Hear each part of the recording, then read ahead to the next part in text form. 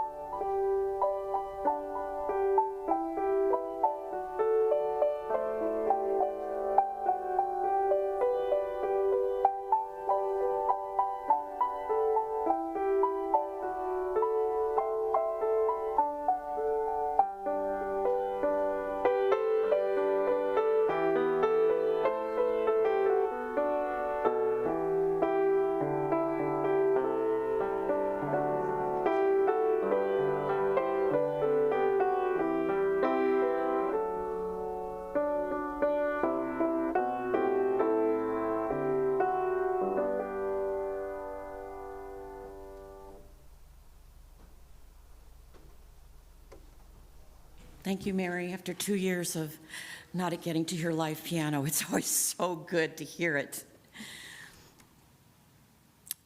Our chalice lighting today are words from Amy Carroll Webb called Sacred Unknowing. We light this flame for the art of sacred unknowing, humbled by all that we cannot fathom in this time. We come into the presence of what we do know, perhaps the only thing we can ever know, that love is now and forever the only answer to everything and everyone in every moment. Good morning, and welcome everyone to Eastrose Fellowship, Unitarian Universalist.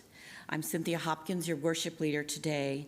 If you are visiting us for the first time or coming back after a long absence due to COVID, we are really happy to see you. I want to take time to acknowledge the lands where our fellowship gathers and that are home now to our widespread communities. Going back at least 13,000 years, these lands were the traditional village sites of the Multnomah, Wasco, Wishram, Cowlitz, Cathlamet, Clackamas, bands of Chinook, Tualatin, Kalapuya, Molalla, and many other peoples who made their lives here. We thank the original caretakers of this land and their descendants who are among us still. In peace, may we share this land and honor one another. Our speaker this morning is our own minister, Reverend Patty Pomerantz, who will explore what UUs believe and how we express those beliefs. And when I was putting together the service, I was looking for opening words that would fit with this topic.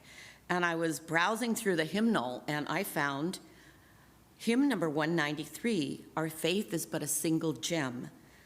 The words were written by John Andrew Story. It's not a hymn I am familiar with, but the words spoke to me for today's service. Here is what he wrote. Our faith is but a single gem upon a rosary of beads. The thread of truth which runs through them supports our varied human needs. Confucian wisdom, Christian care, the Buddhist way of self-control, the Muslim's daily call to prayer, are proven pathways to the goal. From many lips in every age, the truth eternal is proclaimed by Western saint and Eastern sage, and all the good, however named. Beside the noblest of our race, our lives as yet cannot compare. May we at length their truth embrace, and in their sacred mission share. Our opening hymn this morning is a familiar one. It's number 1008, When Our Heart is in a Holy Place. I ask all of you here in the chapel to please rise, and all of you, wherever you are, in the chapel or online, to sing When Our Heart is in a Holy Place.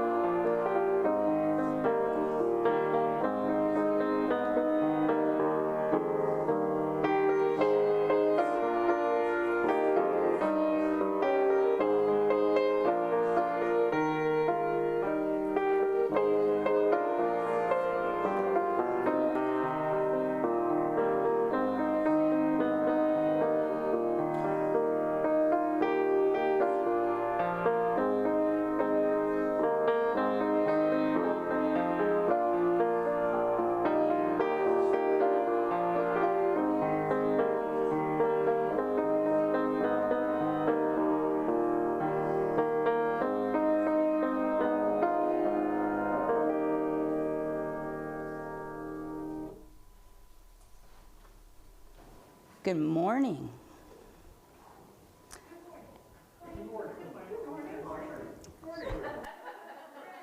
Good morning.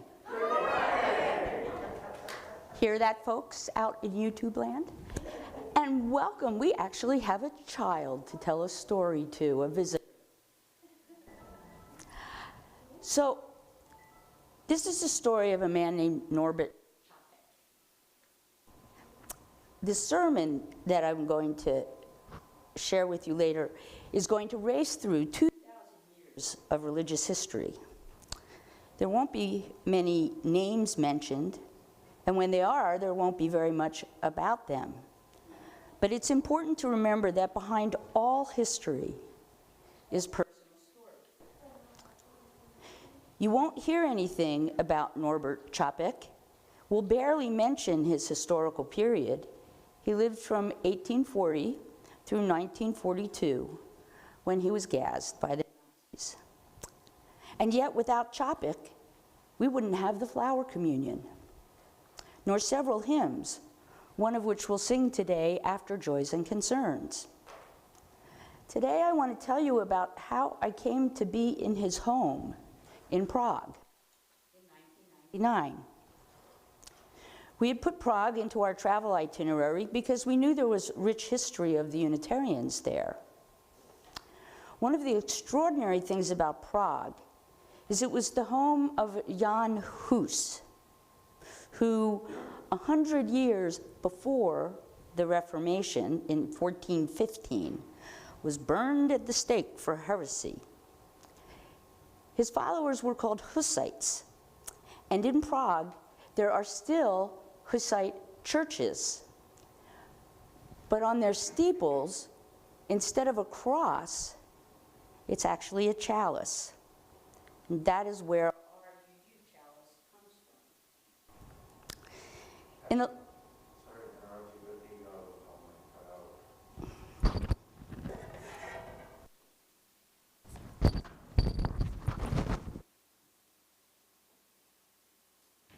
Okay.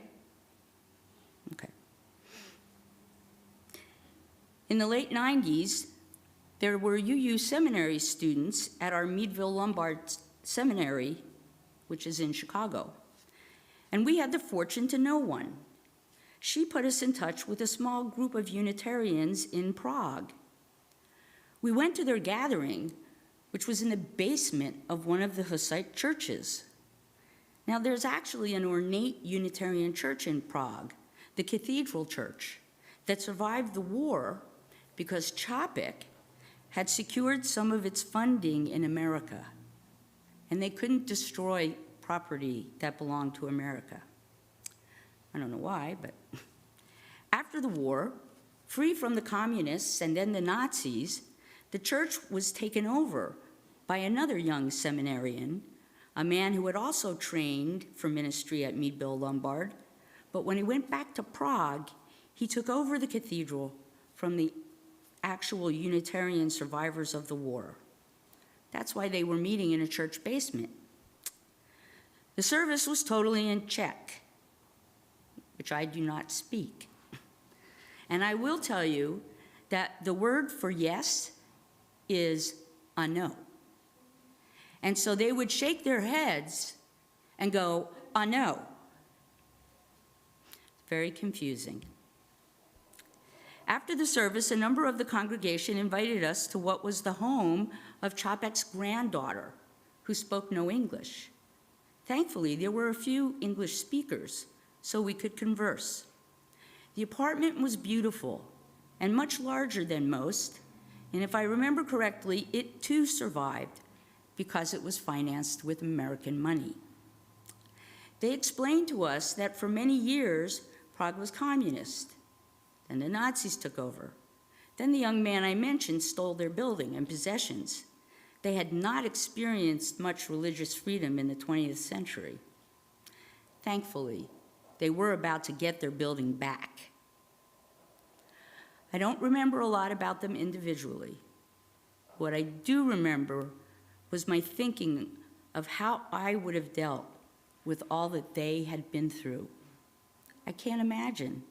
It's one of the points in my life when I realized how privileged I've been being born white and American. And that's the story of Norbert Chapek's granddaughter. We'll hear more about him in my next sermon when I talk about ritual.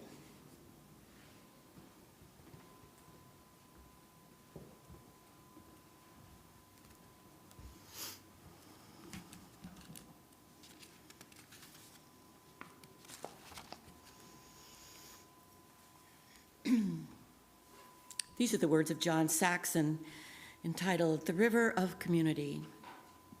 A religious community is like a river formed from many streams of our lives that meet and merge and flow to the sea. As members and friends of this religious community, we share our time and energy, our creativity, imagination and vision, our talents, skills, and gifts, and the streams of our individual lives to create a river that is both deep and broad. A river that is made of many streams, sustains life, and refreshes the land through which it flows. But the river of this community also depends on our shared financial support that makes real our shared values and vision. Half of this week's offering supports the nonprofit Snow Cap Community Charities. Those of you at home can donate right now by clicking on the link provided in the chat or later going to the Eastrose donation page on our website. Here in the chapel, we will now receive an offering for the support of this religious community and its work in the world. You are invited to give generously and joyfully as you are able.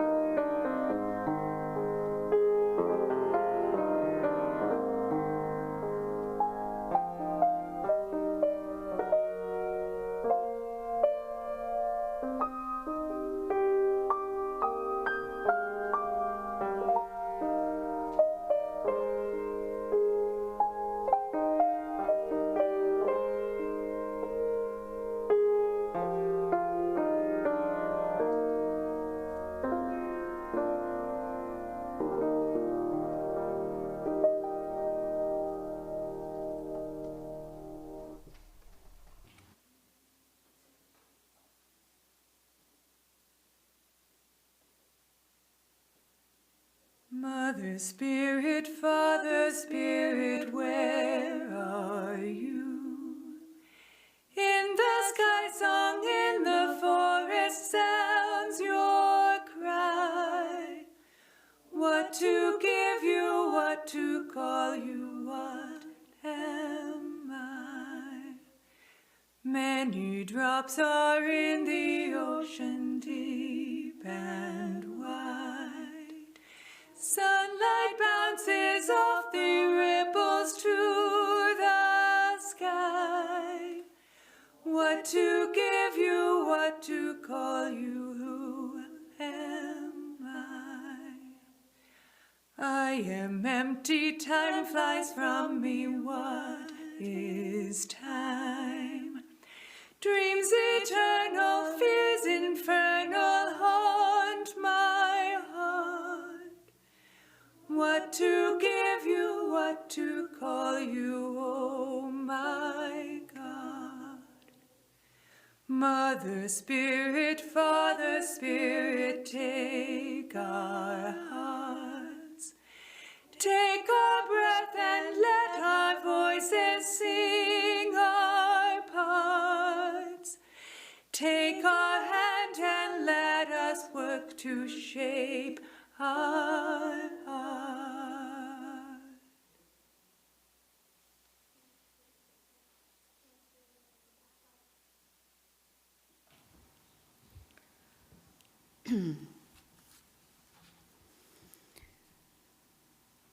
I took this following reading directly from our UUA website. It's the sources of Unitarian Universalism. Unitarian Universalist congregations affirm and promote 7 principles which we hold as strong values and moral guides. We live out these principles within a living tradition of wisdom and spirituality, drawn from sources as diverse as science, poetry, scripture, and personal experience. These are the 6 sources our congregation affirm and promote. Direct experience of that transcending mystery and wonder, affirmed in all cultures, which moves us to a renewal of the spirit and an openness to the forces which create and uphold life. Words and deeds of prophetic people which challenge us to confront powers and structures of evil with justice, compassion, and the transforming power of love. Wisdom from the world's religions which inspires us in our ethical and spiritual life. Jewish and Christian teachings which call us to respond to God's love by loving our neighbors as ourselves. Humanist teachings which counsel us to heed the guidance of reason and the results of science and warn us against idolatries of the mind and spirit. Spiritual teachings of earth-centered traditions which celebrate the sacred circle of life and instruct us to live in harmony with the rhythms of nature. Reverend Kathleen Rowland said, "Throughout history, we have moved to the rhythms of mystery and wonder, prophecy, wisdom, teachings from ancient and modern sources, and nature herself."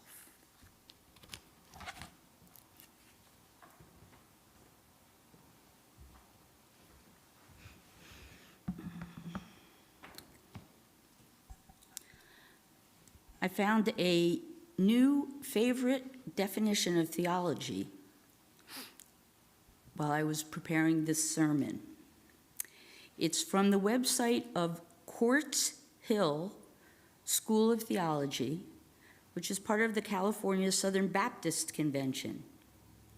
Interestingly, the Baptists are one of the few churches with the same kind of church governance as we have, congregational, meaning each church is independently operated.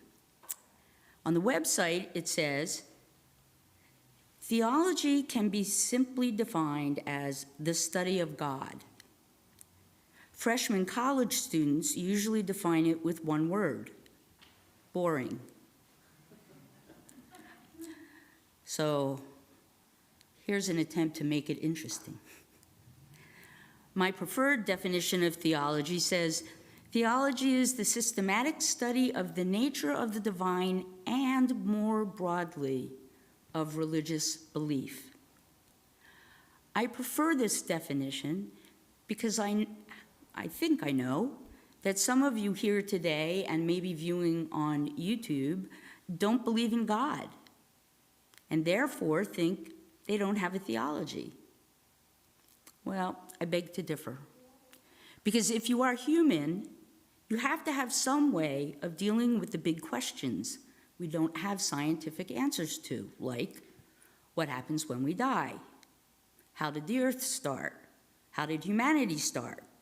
Are we the only sentient beings in the universe, etc.?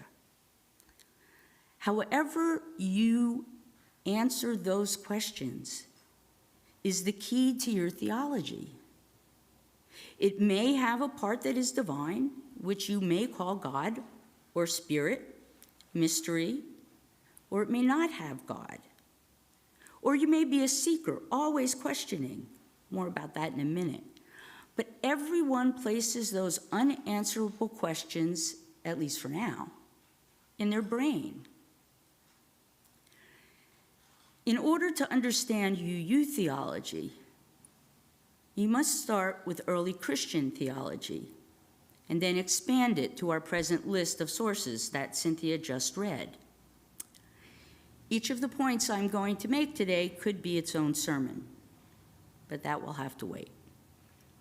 I'm going to start 230 years into the Common Era. That's when a scholar named Origen wrote a paper called On First Principles, where he questioned a God who did not save everyone. He's often called the father of universalism. His Unitarian counterpart, Arius, often called the father of Unitarianism, denied the divinity of Jesus. He lived in the early 4th century, about 100 years after Origen. So the concepts of universal salvation, universalism, and one God, Unitarianism, have a place way back in the beginning of early Christian history. Now we're going to jump a little bit. You may have heard of the Council of Nicaea. The council outlawed the beliefs held by the followers of Arius and unified church beliefs in a single creed. The Nicene Creed is still spoken today in many Christian churches, and I have a feeling some of you still know it. In 415, there was another meeting, a synod in Jerusalem. From this form came the Pelagian heresy. Now, Pelagius was a country boy from the British Isles, steeped in the earth-centered religious practices there. He believed that everyone is born blessed, and his biggest opponent was Augustine of Hippo. Now, I want you to picture a courtroom, and on the one side, you have this country bumpkin, Pelagius, and on the other side, you have a fancy Roman lawyer. What do you think's going to win? That's the beginning of the church's assault on earth-centered practice in the 4th century. Now I'm going to take a giant leap of about 1,000 years to 1517 to bring us to the Reformation in Germany, when Martin Luther, a priest and university professor, taped 95 theses which criticized church doctrine to the doors of the church. For instance, there was a practice that only priests could drink the wine of the Eucharist, and he couldn't find that in the Bible, so he didn't like that. And since his university was in Wittenberg, home of the first printing press, he also set about publishing the first Bible in the vernacular, so anyone could read it. Another 100 years takes us to 1620, when the passengers on the Mayflower, many of whom were fleeing England because of religious persecution, signed what may be our first behavioral covenant, the Mayflower Compact. And in 1848, the Cambridge Platform was signed. It established both congregational polity and freedom of the pulpit for the congregational churches in New England. You're all getting this, right? In 1770, John Murray, fleeing religious persecution in Great Britain, is said to have preached the first Universalist sermon in America. He didn't come to America to preach, but his ship went aground off the coast of New Jersey. And he said he would preach only if the ship was righted by a certain time, which it was. God? Kismet? Who knows? And in another 50 years, in 1819, William Ellery Channing first used the word Unitarian in a positive light, taking back the word the Orthodoxy used as a slur. The sermon was called Unitarian Christianity and is seen as the beginning of Unitarianism in America. This takes us up to the time of the Transcendentalists, which I spoke of last time. So let's take a breath, or at least I'm going to take a breath. I spent so long on our Christian origins because all of these developments, including Transcendentalism, assumed that Unitarianism and Universalism were part of Christianity. It wasn't until 1833, when Ralph Waldo Emerson published his treatise called Nature, and in 1841, when Theodore Parker, a Unitarian minister, delivered a sermon called The Transient and Permanent in Christianity, that there was any hint of a divinity other than that which we called God, and which Emerson called the Oversoul, a spiritual essence or vital force in the universe in which all souls participate and that therefore transcend individual consciousness. Now, the Universalist movement in America got stuck by something called the Universalist Restorationist controversy, which started in 1810 and ended in 1840. The controversy was whether salvation was immediate or whether some may need some form of penitence first. This was the Winchester Confession, which became mandatory in 1870 for Universalist ministers and wasn't overturned until 1899, and it split Universalism in two. It never grew past its peak in 1850. Now, 1899, when the Winchester Confession was overturned, is also the same year as the first conference looking at cooperation between Unitarianism and Universalism, though nothing came of it until 50 years later when the UUA was founded.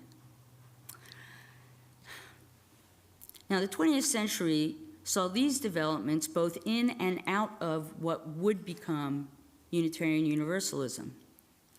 The First Humanist Manifesto, 1933. The Unitarian Service Committee, 1940. The American Humanist Association, formed in 1941. The Church of the Larger Fellowship, which is for all Unitarians who aren't near a church or are incarcerated. That was formed in 1944. In 1945, the fellowship program was started, and that's how this congregation was formed. So this congregation was formed without a minister. And that's what made it a fellowship, and it's grown since then. In 1963, the Fellowship of Religious Humanists was formed. In 1977, the UUA General Assembly, which will be held in Portland this year, passed the Women in Religion Resolution, which took away gender-specific language like in our principles. The first known organized pagan worship, the first celebration of the water communion, was in 1980. And the first publicized organizing meeting for a UU pagan group was in 1986. In 1987, CUPS was formed. That's the pagan group. In 1995, the sixth source was added, And today, these organizations affiliate with the UUA, the UU Christian Fellowship, the UU Buddhist Fellowship, Humanists, that's HUUMANIST Association, the UU for Jewish Awareness, and here's one that I didn't know about, the UU Psi Symposium, which was started in 1969 and deals with mysticism and metaphysical information. Now, on the UU website, you'll also find pages for atheism, agnosticism, Hinduism, and Islam. You got all them? Good. So, while Unitarian Universalism does not have a theology, all of these influences find a home in Unitarian Universalism. How they live together is through those who believe in them. Our job as Unitarian Universalists is to explore them and find ways to find common ground among them. This is an individual journey. Each of us finds our way in through that which is familiar. It's what we do after that, which is at the heart of UU theology. Now, what we do as individuals has two parts. What did you bring with you when you became a Unitarian Universalist, including if you were born UU? Then the question is, what did you bring from your upbringing and UU Sunday school? But for most of us, we came from a different faith. Take Cynthia and me. I spent the first 25 years of my life Reformed Jewish. This is the branch of Judaism that when I was growing up was the most liberal. I was active in the youth group, PAFD, Pennsylvania Federation of Temple Youth, and in social justice activities. All my friends were Jewish. Everything I did outside of public school was Jewish. I studied the Holocaust and with Elie Wiesel said never again. And I thought I might like to be a rabbi's wife. There was not yet a woman, there weren't women rabbis yet, even in my liberal branch. As a matter of fact, I also could not become bat mitzvah, which is a program now that every Jewish child at age 13 goes through. My sister, who's 71, will be bat mitzvah this May. I became estranged from Judaism when I came up against assumptions they made, not about theology, I wasn't there yet, but about membership and family. I became a Unitarian Universalist in my 30s, and when I decided I wanted to be a minister, I knew I had to learn about Christianity. I decided to go to Quaker seminary for a couple of reasons. It was a lot cheaper than the Unitarian Universalist schools, and there would be fewer distractions. The UU seminaries in Chicago and in Oakland they're grouped with 5 or 7 or 9 other seminaries. And I had nightmares about how I would choose classes from that many schools. And with the Quakers, I would get a foundation in Christianity. While in seminary, I had an experience in worship where I imagined I was walking with Jesus. I still remember it.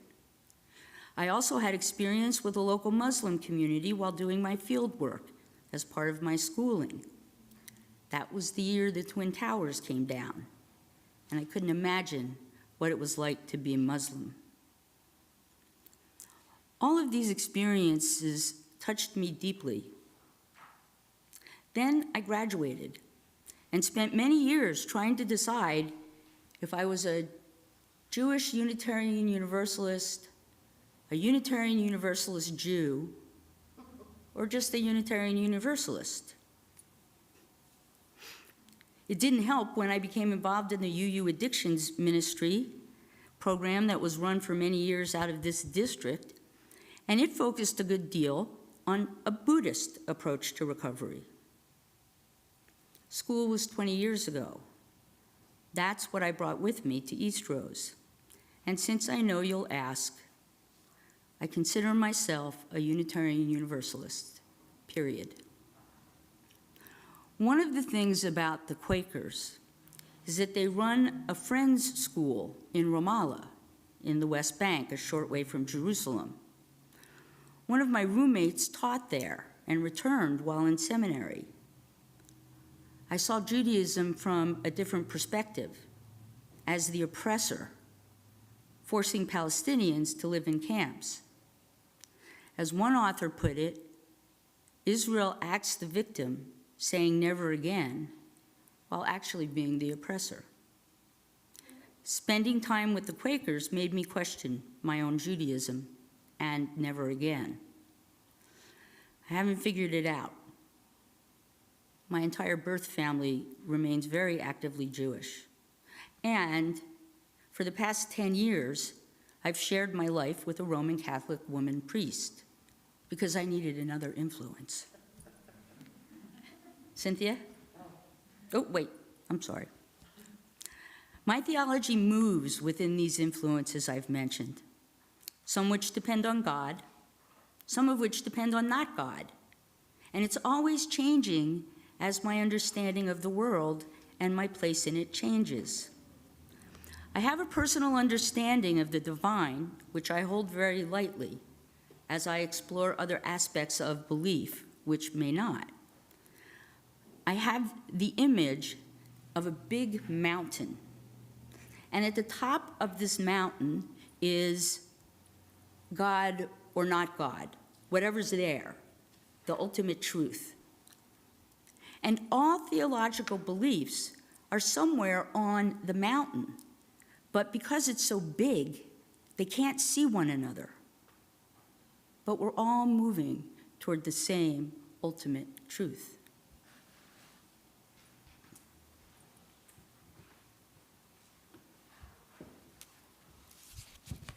Well, this is just one baby boomer's perspective of how I got here. I come from a long line of Protestant Christians. And I know this from family history and also being on Ancestry and seeing pictures of my family raising churches out in the country, little country churches. Anyway, my mom was raised mostly by her grandmother, who was a very strict Methodist, who went to church on Sundays, Wednesday nights, attended weekly Bible study, and various charity functions, and she dragged my mom along with her to all of those. My father, one of 12 children, was raised at a small Baptist church in the country where his large family filled a good portion of the pews every Sunday. I do not believe or remember my parents attending church when they were first married, and my sister and I were young, very young. But when we got into grade school, they often went to this little Baptist church that was in our neighborhood. It was just a very short walk from our house. It was convenient. I liked Sunday school there. I remember memorizing all the books of the Old Testament was one of our homework things. And I loved the stories about Jesus, and I believed everything I was told. When I was 12, our family started attending a new Methodist church that was forming, a larger one, and it was there that my sister and I were baptized. We learned Bible stories in Sunday school, and we also attended church service afterwards. This was every Sunday. We often sang in the choir. We were very active in the Methodist Youth Fellowship, MYF, throughout our teen years. In fact, that was the bulk of our social life. I went to a lot of Methodist camps and things, but one that sticks out in my mind particularly was a week-long Christian witness work camp where we learned how to witness for Christ and bring young people our age into a church that was newly forming in this area. Most of my close friends were formed in church. I only dated MYF boys all through high school.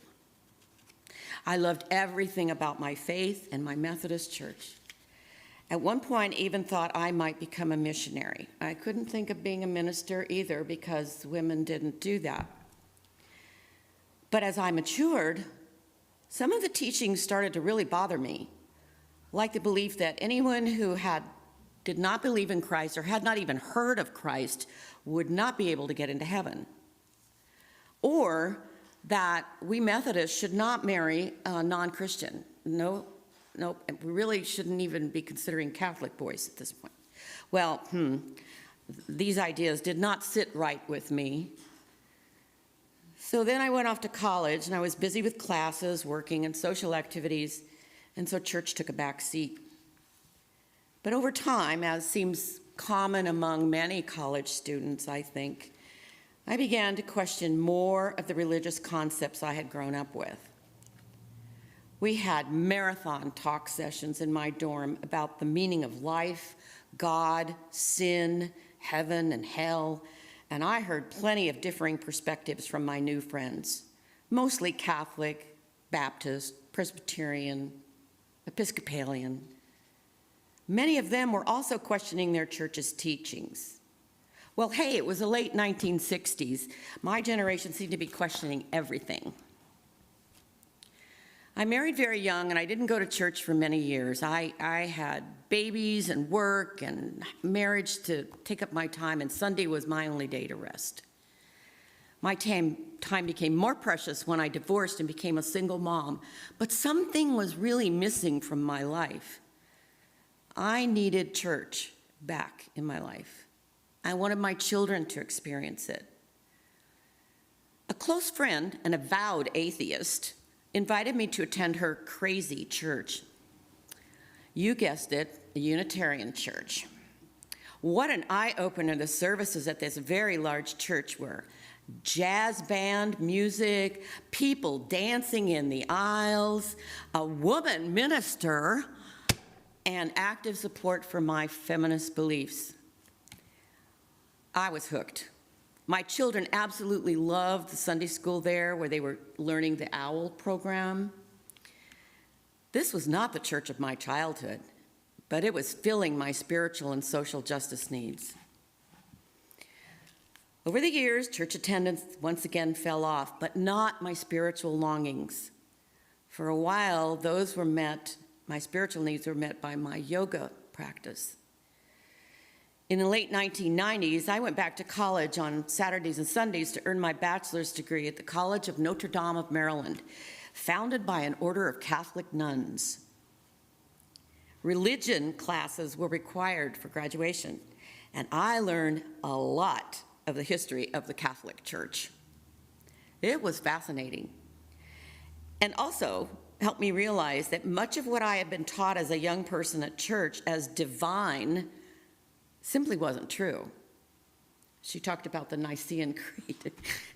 For example, a group of men came together and decided on the Holy Trinity, God in three persons, Father, Son, and Holy Ghost, and we sang it every Sunday at Epworth Methodist Church, and I can recite the creed today. I won't do that, but I can. When Tom and I moved to Gresham to start our retirement, I definitely needed a spiritual home.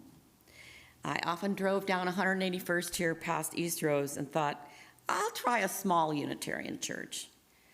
And here I am 13 years later, and I have embraced this religion, which draws on the spiritual teachings that meant so much to me growing up, and also which has introduced me to other teachings, paganism, humanism, Buddhism, and Judaism among them. I do still lean on a lot of my teachings when I grew up. For example, when I was sitting with my mom as she lay dying, the one thing that gave everybody, all of us, comfort was the 23rd Psalm, and we recited that together. When asked directly if I believe in God, what I tell people now is my concept of God is akin to the Force from Star Wars. It is a love that can be felt throughout the universe and through time. That's what I believe.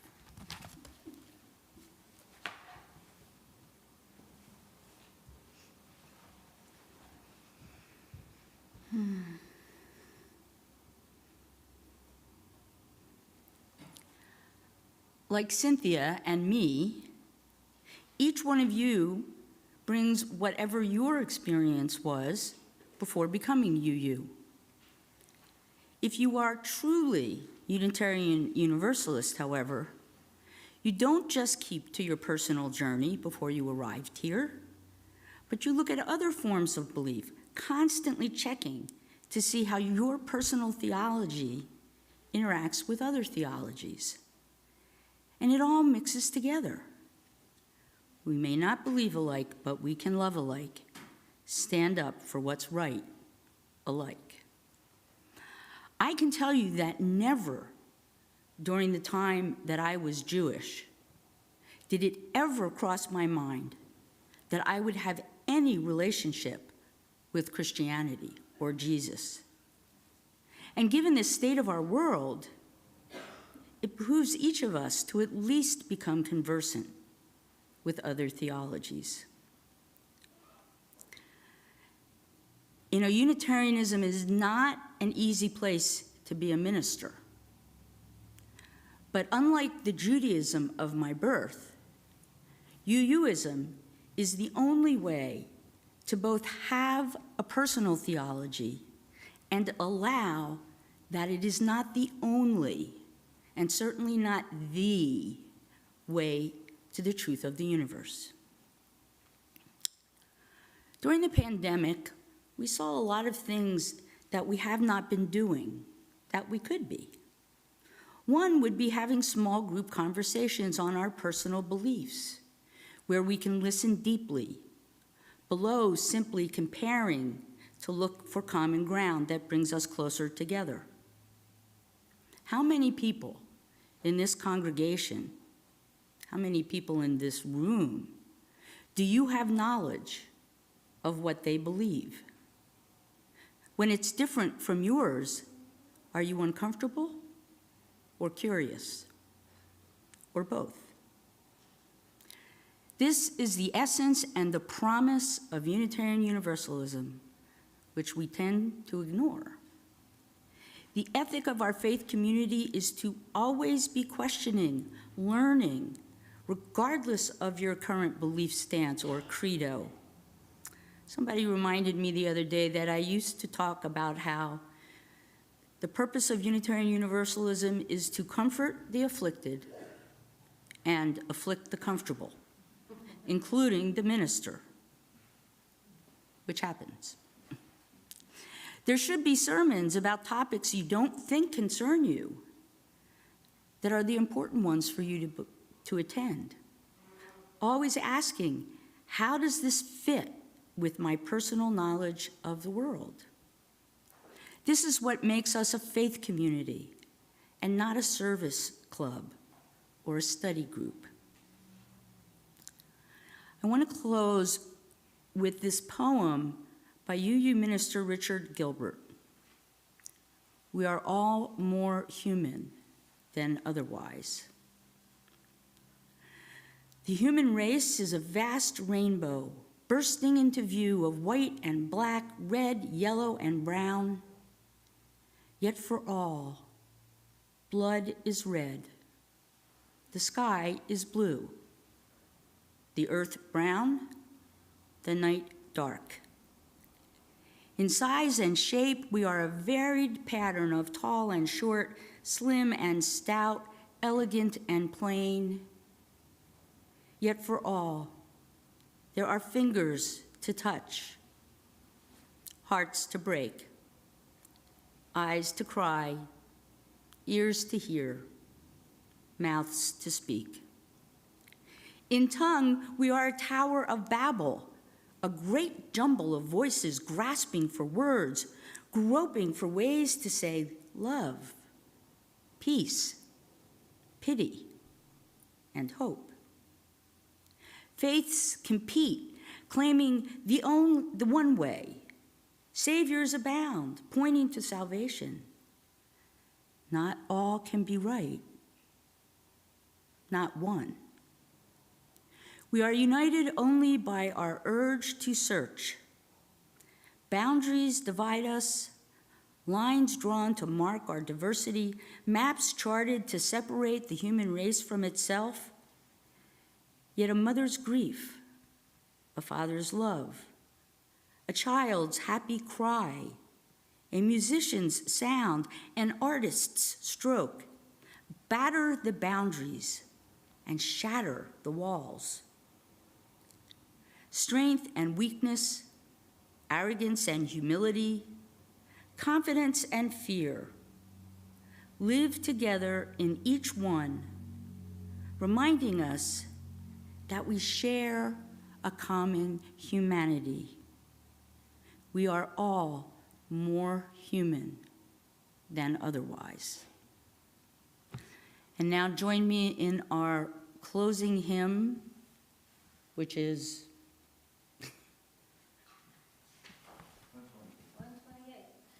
named For All That Is Our Life. Excuse me.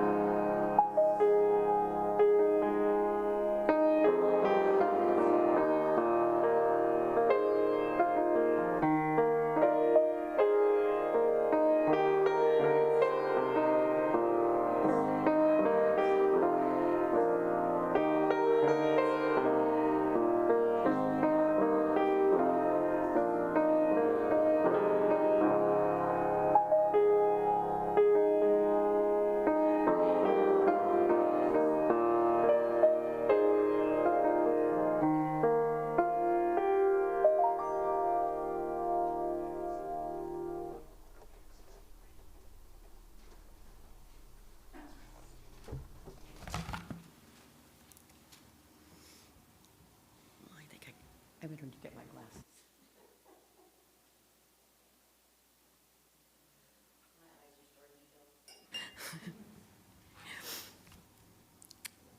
Blessed is the fire that burns deep in the soul. As we extinguish the chalice, hear these words by Eric A. Heller Wagner. Blessed is the fire that burns deep in the soul, is the flame of the human spirit touched into being by the mystery of life. It is the fire of reason, the fire of compassion, the fire of community, the fire of justice, the fire of faith. It is the fire of love burning deep in the human heart, the divine glow in every life.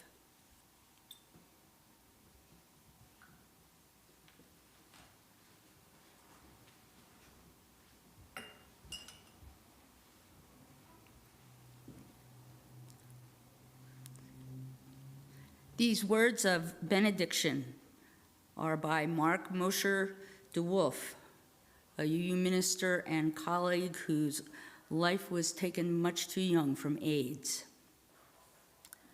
With what benediction shall I leave you?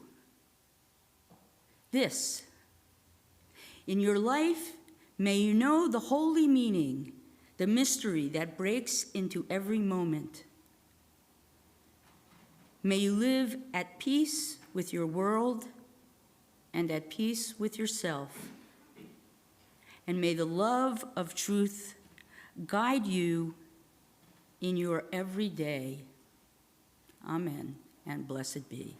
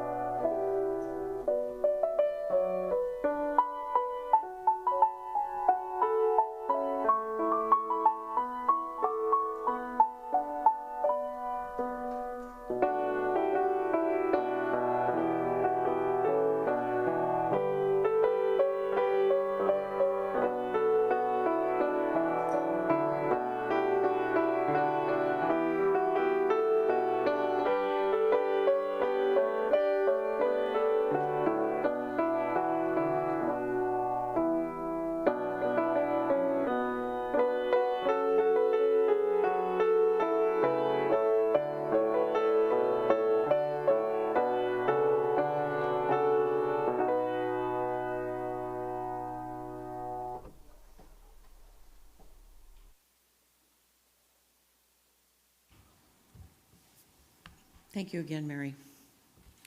Okay, I have some announcements today. Actually, I have several announcements today. First thing I want to do is thank everyone who was involved with putting on today's service. Thank you, Reverend Patty. Thank you, Mary Reese. Thank you, John Netherton and Patty Walsh there in the back, our crew. And also thanks to Sherry Sirkin, who is in the office right now, helping the attendees on YouTube. And our faithful Bonna Harwood, who is our greeter extraordinaire, and also who brought us these beautiful flowers. Thank you all. I want to do a quick reminder to everyone who has not yet contributed to the Chalice Lighter Winter Call. We're approaching the deadline at the end of February, and Eastrose is a recipient of funds, so we want to make sure we all get our donations in. There's more information on our website or in Petals on how you can donate. This is a topic close to my heart. We're looking for some new worship leaders. Our ranks have been kind of decimated over the last 2 years. AV has taken up a lot of their time, and we have lost some. So we're having a get-together in March on the 19th here in the chapel at 2 o'clock for anyone who is currently a worship leader and wants just a little get-together and catch up, and also anyone who's thinking about becoming a worship leader. And there will be more information in upcoming Petals about this. But if you have questions, you can always send an email to worship@eastrose.org. Now, I have here's an announcement from Linda Shaldock. The newsletters for the Wilkes East Neighborhood Association are available on a table in the narthex. The spring meeting is March 14th, and see Linda, who's right there, for more information. From Keene, I have a couple of announcements. The outreach meeting at the church on March 1st, there will be outreach meetings at the church on the 1st of March and the 15th. All are welcome, and you can contact Keene for more information. And he is letting us know that the Snowcap Work Party will be regularly scheduled on the second Friday of each month from 3 to 5. So you can plan ahead, put it on your calendar, and join the crew there. The next work party will be March 11th. Contact the office or Kim Smith for more information, and I'm sure there'll be a lot of that in Petals. Right. Then I have an announcement from Katie Norris. Eastrose is looking to form a group to oversee Eastrose's online presence. This would include the website, Facebook page, the YouTube channel, and so on. And the first meeting will be to discuss strategy and approach so they can put together a charge to present to our board. Now, if you are interested in participating in this group, please talk to Katie Norris after the service today. She is here in person with Mom, Lynn, and you can also reach out to her online at eastrose.org. And the first meeting will get scheduled in a couple of weeks, so there's going to be more coming out about that. Okay.